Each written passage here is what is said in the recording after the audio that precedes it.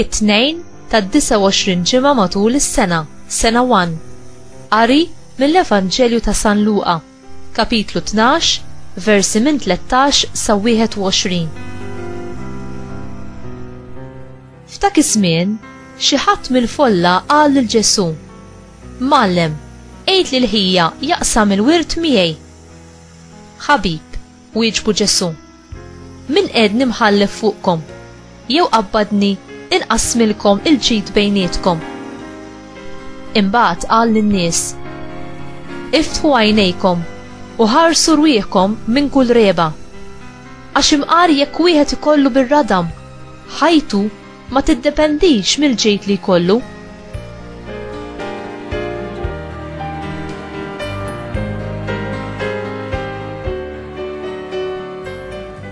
U qalilhom parabbola. Wieħed raġel għani ġabar kotra ta' frott mir-raba tiegħu u beda jaħseb u jgħid bejnu u bejn ruħu: x'se nagħmel? Għax dan il-frott kollu m'għandix fejn aħżnu.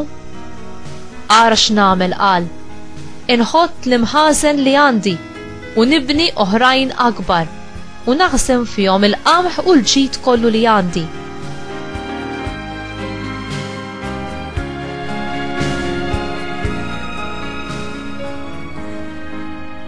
Imbagħad ngħid li lin-nifsi: ruħi, għandek ħażna kbira ta' ġid għal bosta snin. Mela strieħ, kul, ixrob, ixxala. Iżda qallu Alla: iblaħ li int. Dan il-lejl stess jitolbuk ruħek lura. U l-ħwejjeġ li ħejjejt għalik ta' min ikunu? Hekk jiġrilu min jiġma l-ġid għalih innifsu bla ma jistana quddiem Alla.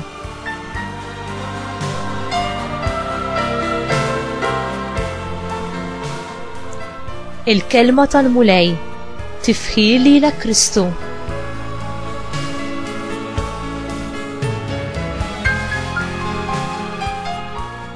Xi kkawża argument u x'inhu l-aħjar mod kif tissetiljaħ? F'ismin Ġesu kienet użanza lin-nies biex tissetilja nuqqas ta' qbil kienu jmorru għand li malmin biex jikkonsultawhom. Ġesu jirrifjuta dan il-każ u minflok jagħti lin-nies parabbola biex jirriflettu fuqha.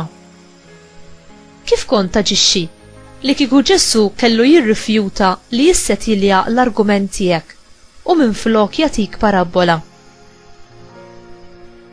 X'inhu l-punt tal-istorja ta' Ġesu dwar is-sit tal-art u għaliex isejjaħlu iblaħ?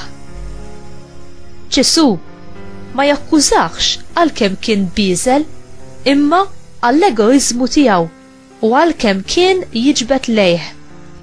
Bħal fil-parabbola l-oħra tal-għani u l-għażru, dan is-sit tilef il-kapaċità li jagħti każ u jinduna bil-bżonnijiet tal-oħrajn. Ħajtu kienet ikkonsmata b'dak stess li kellu u l-uniku interess tiegħu kien hu nnifsu. Il-mewt tiegħu kienet it-telfa finali ta' ruħu.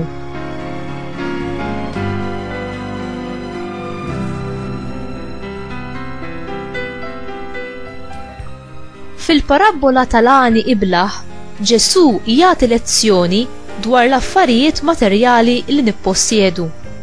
Il-lezzjoni tiegħu fiha twissija biex noqogħdu attenti minn kull reba. Li tkun rejb u li tixtieq proprjetà li mhijiex tiegħek, jew li tkun irritat minħabba ġid li Alla ikun ta' lill-oħrajn. Ġesu jafferma il-kmandament la tixtieqx ħwejjeġ tal-oħrajn, imma hu jafferma wkoll li l-ħajja ta' persuna ma tikkonsistix fl-abbundanza tal-ġid li wieħed ikollu. F'din il-parabbola ċkejkna, Ġesu ikellem lil qalbna. Fejn hu it-teżor tiegħek? It-teżor għandu konnessjoni diretta mal-qalb, il-post tax-xewqat u l-pjanijiet, il-post tar-rieda u l-attenzjoni tagħna.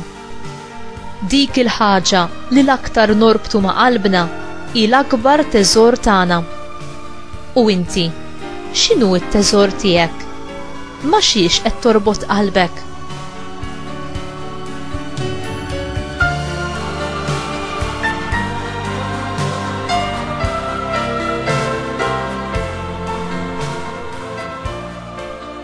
Mulej, eħlisni minn kull reba u minn kull attakkament mal-affarijiet materjali. Għamel li nixtieq biss u fuq kollox lilek bħala t-teżor u s-sem waħdini tiegħi. Aziza Marija, tempju imqaddes ta' Alla, enni nagħmel użu tajjeb mill-ġid materjali li bih ġejt imbierek, ħalli nużah b'ġenerożità għall glorja ta' Alla u għal ġid tal-oħrajn, fuq l-istess eżempju ta' ibnek, tiegħek u ta' tant qaddisin. Amen.